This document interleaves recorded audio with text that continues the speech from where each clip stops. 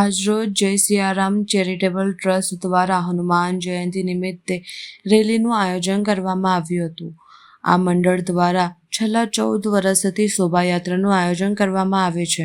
આવતીકાલે હનુમાન જયંતિ નિમિત્તે હનુમાનજીના ભંડારાનું પણ આયોજન જય સિયારામ ચેરિટેબલ ટ્રસ્ટ દ્વારા દર વર્ષે કરવામાં આવે છે.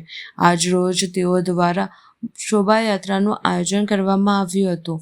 આ શોભાયાત્રા દાંડિયા બજાર થઈ માર્કેટ 4 રસ્તા થઈને મંદિરે પરત આવે છે અને આવતીકાલે હનુમાન જયંતિનું મહાપ્રસાદીનું આયોજન કરવામાં આવ્યું છે.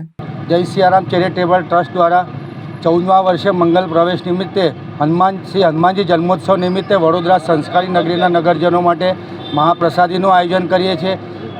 હનુમાન જયંતિના આગલા દિવસે અમે શોભાયાત્રાનું આયોજન કરીએ છીએ. આ શોભાયાત્રા અમારે દાંડિયા બજાર થઈને માર્કેટ 4 રસ્તા થઈને નિજ મંદિરે પરત ફરે છે. દર વર્ષની જેમ આ વર્ષે પણ અમે 15,000 માણસો માટે મહાપ્રસાદીનું આયોજન કર્યું છે.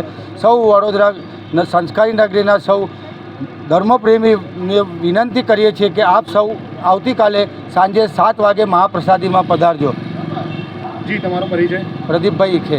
વડોદરામાં 12 એપ્રિલ આવતીકાલે હનુમાન જન્મોત્સવની તૈયારી જોશમાં સૌ નગરજનો કરી રહ્યા છે. આપ પણ જોઈ રહ્યા છો.